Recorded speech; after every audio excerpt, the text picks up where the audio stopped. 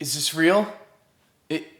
Is it here? Is it Dear Tommy? Hey everyone, what's going on? Thanks for tuning in to Relevant Jukebox, and today we're going to talk about the newest release from Chromatics, Closer to Grey. So finally, Chromatics are back for their first album in 7 years over here. Now, originally, Johnny Jewel had said that the follow-up to Kill for Love was going to be titled Dear Tommy, and it was announced back in 2014, and originally slated to be released around Valentine's Day 2015. Well, that never happened. Then over the next 3 years, Chromatics would continuously drop a handful of singles, but continued to be mysterious about whether the album was ready or not. And then a turn of events in 2017 where the former label head Alex Rivera announced on Twitter that Dear Tommy was completely scrapped and was being reworked on after Johnny Jewel had a near-death experience while he was on vacation in Hawaii or something. And I feel like this must have been true because the next album that Johnny Jewel came out with was Digital Rain, and when you listen to that album, it certainly sounds like it has some kind of newfound importance in life. Shortly after release of that album, Chromatics came out and officially announced that this revised version of Dear Tommy was going to drop later in the year in 2018. And I gotta admit, at that point, I completely didn't believe it anymore. And I also was starting to lose faith at that point that the album was even going to deliver. And yeah, to my surprise, that album didn't come out in 2018 either. And yeah, here we are now in fall 2019, and we have the 7th studio album from Chromatics, Closer to Grey. So I mean, does this mean that Dear Tommy is still being worked on to be released? Because Closer to Grey here is billed as the 7th studio album. Kill for Love, their last release, was the 5th. And this new album here has 10 brand new tracks of original material that never surfaced before and 2 brand new covers on it. And yeah, it's pretty amazing in my opinion. I mean, the aesthetic of Chromatics is a huge selling point for the band. And it's always given me this feeling like I've been at some neon-soaked party at a rooftop in New York, and I had been in arguments and an emotional night with somebody that I was in love with at the time. And they're like dejected, noir-soaked synth pop with a huge Smiths influence hanging over it is the perfect backdrop. And I gotta say, releasing this album here, Closer to Grey, and not going with that revised version of Dear Tommy, it was probably the smartest move they could have made, because at this point,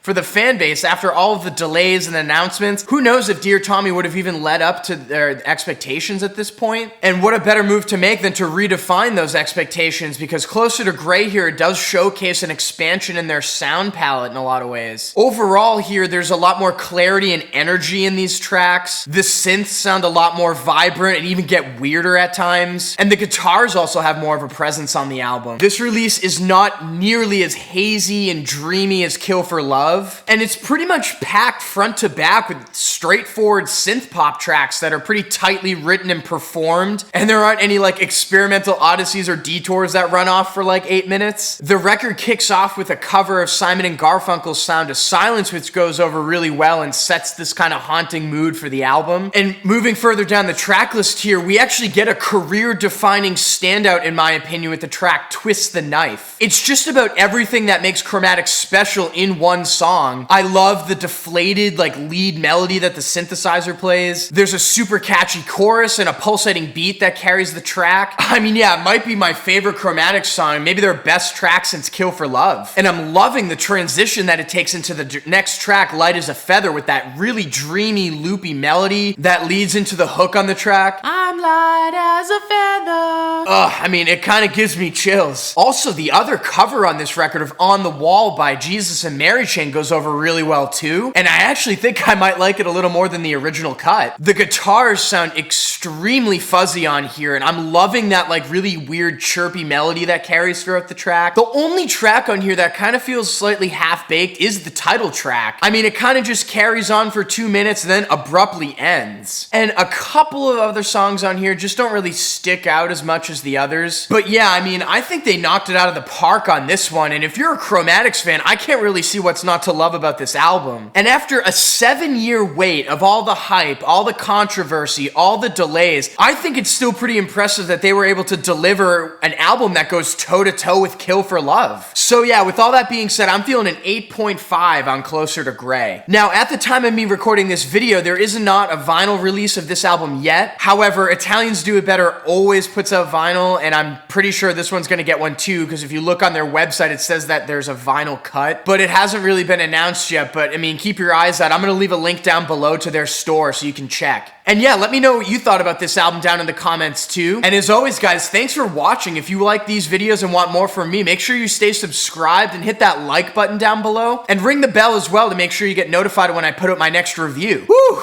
So yeah, Chromatics, Closer to Gray. Peace.